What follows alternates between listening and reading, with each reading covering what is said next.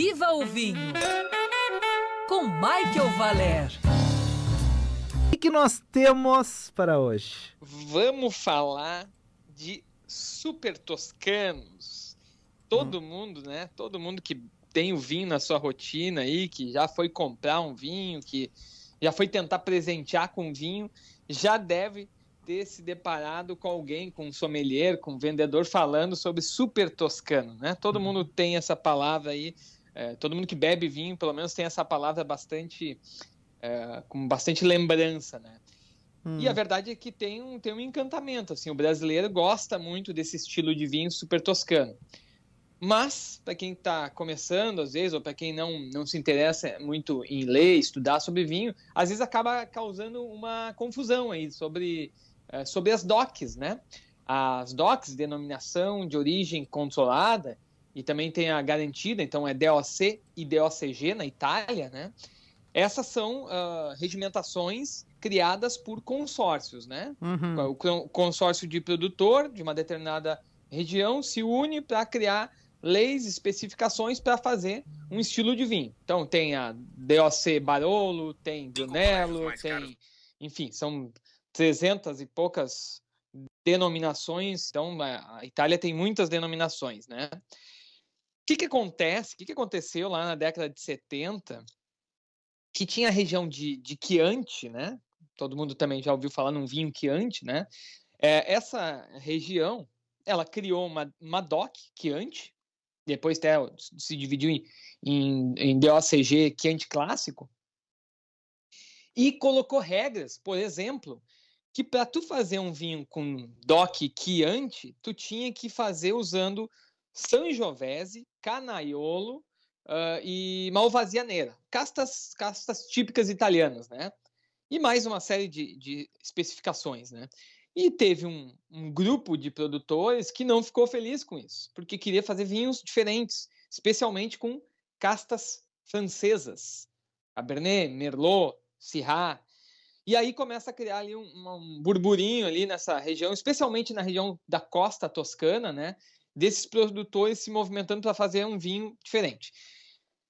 O que acontece?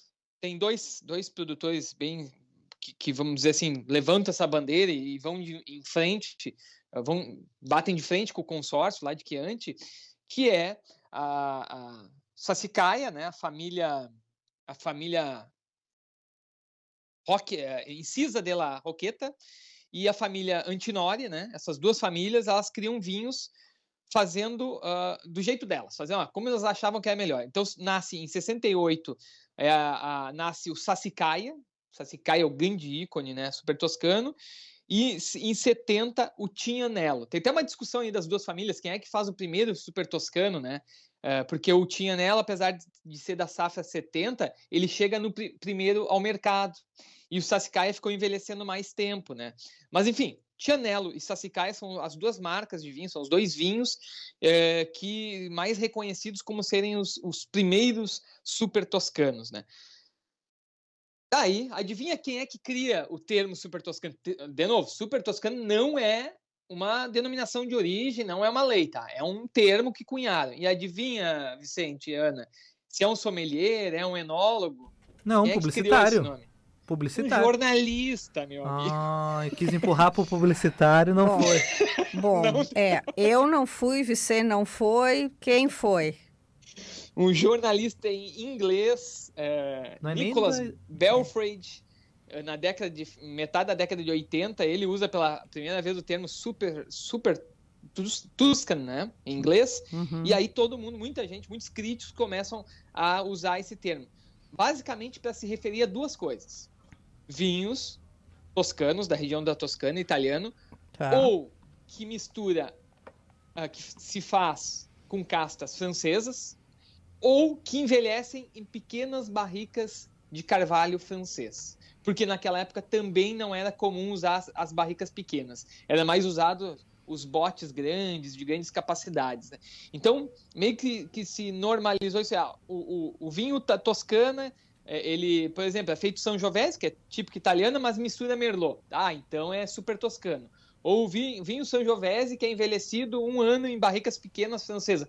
Então também é o super toscano. Então, tudo que fugia daquela tradição do Chianti acabou sendo chamado de super toscano, né? E aí surgiu um monte, né? Então, esses vinhos começam a ser muito premiados, muito bem avaliados, e aí todo produtor praticamente toscano, querendo inovar, querendo ganhar mercado. Também tem uma questão mercadológica que os americanos começam a tomar mais vinho italiano, né? E o americano gosta desse estilo de barrica nova, de vinhos mais concentrados, mais escuros, né? Então isso também, o mercado também acaba dizendo, tem um país lá que está tomando muito vinho e paga bem por isso. Então, a maioria dos produtores toscanos observam isso e começam a lançar o seu rótulo super toscano. Então, tem um monte de nome aí famoso. Tignanello, Sassicaia, Solaia, Ornellaia, Maceto, Redgaf, Siepi. Enfim, tem vários nomes famosos aí que acabaram se consolidando nessa década de 70, 80. Uma curiosidade, eu fui ano passado, eu estava na Avenida, ali em Verona, na feira de vinhos, e eu participei de uma masterclass, onde um Master of Wine apresentou os 16 rótulos super toscanos históricos. Todos os vinhos nesse estilo que foram lançados no final dos anos 70, início dos anos 80. Então, tem um movimento de mercado, mas tem esse movimento de rebeldia, né? Muita gente fala os rótulos rebeldes da Toscana, né? De não seguir as leis da denominação de Chianti na época, né? Tá, então vamos lá, vamos recapitular tudo. Tem Agora, uma região resumo. Tem uma região na Itália que é a Toscana. Ana, o Vicente era aquele aluno que ele ia só no resumo, né? Claro. Ia pros colegas, né? Aham. Tem que ler o livro. Mas eu vou ter... Mas eu gosto, viu? Eu vou prestar atenção aqui, porque daí eu vou aprender também mais um pouco. Tá.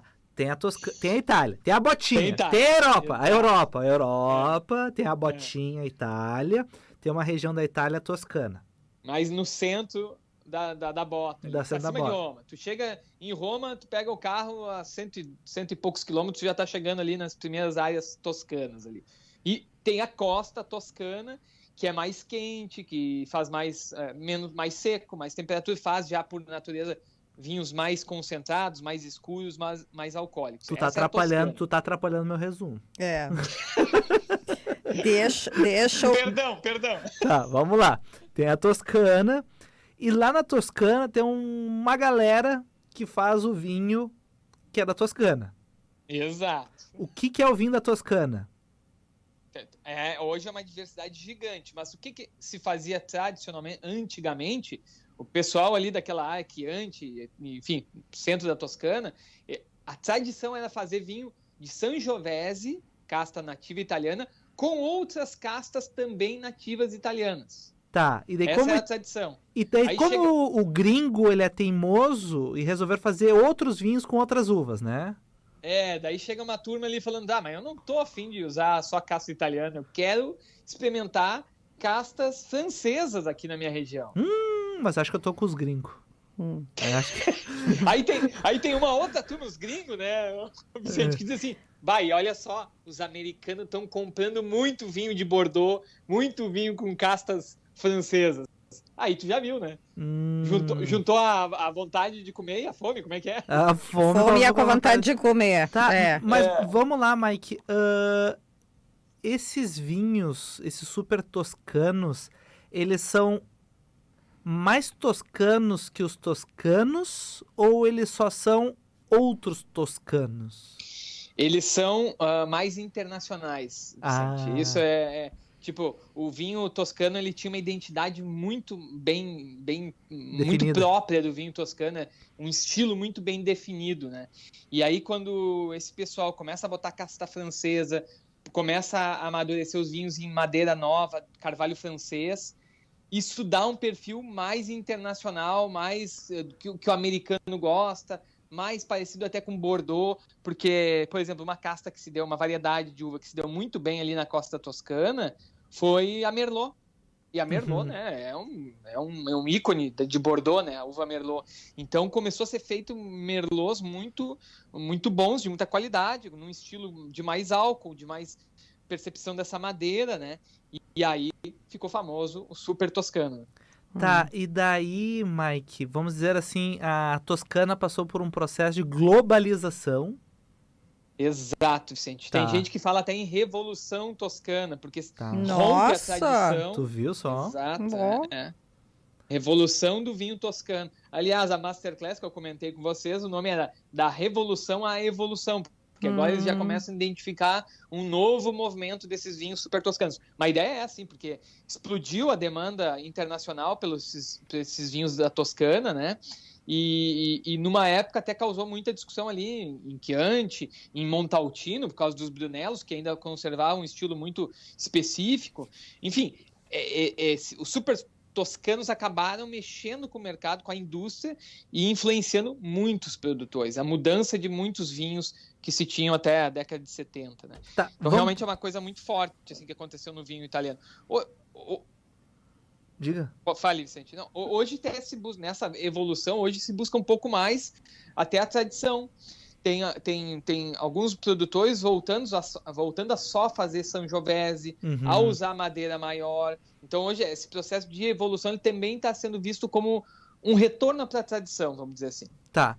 Vamos pro que interessa. Super toscanos, onde é que eu acho? Eu tô tomando, que pena que estamos sem vídeo, né? Mas hoje foi tudo de casa.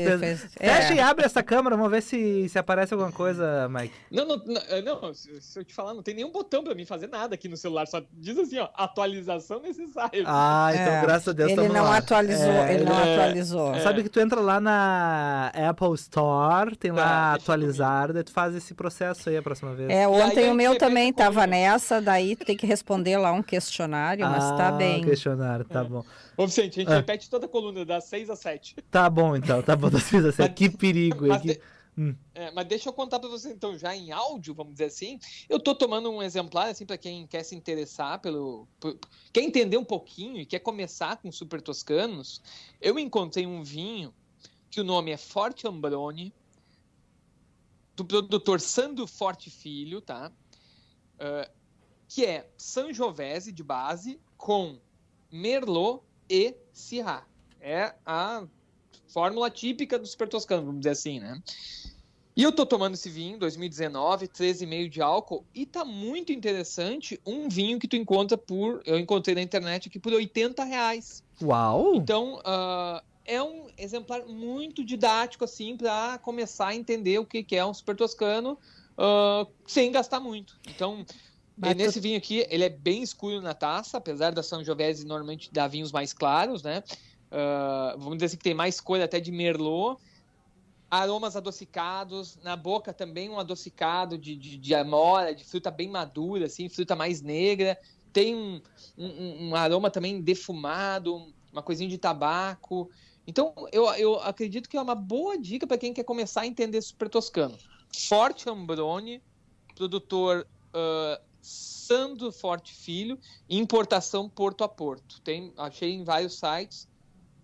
Pelo preço, vale a pena apostar. E aí, né, gostei, aí vou investindo mais até chegar nos grandes ícones Solaia, Sassicaia e essa turma toda, que está muito caro. Por causa dessa demanda americana, nos últimos anos, esses vinhos vieram se valorizando muito e hoje, realmente, ontem, até por curiosidade, eu fui olhar um Ornellaia e aqui no Brasil tá R$4.000, tá? Quase inacessível, né? Mike, então, eu tô entrando em férias segunda-feira. E ele vai comprar esses de 1.000 eu aí. Eu vou a Santana do Livramento, tá? Eu vou a Ribeira, então a gente volta a conversar. Não na sexta-feira, talvez no meio da semana, tá bom? Não, mas daí eu te busco no rodoviária. Tá bom então, beleza. Já descobri minha carona. Muito eu bem. te ajudo a carregar esses vinhos. Então vamos de caminhoneta. Beijo, Mike. Beijo, bons vinhos. Bons vinhos. Sai da adega um pouco. Senão tu vai virar vinho também. Não, tá muito bom aqui. Ó. Tchau, Mike. Tchau. Agora 5 horas e 59 minutos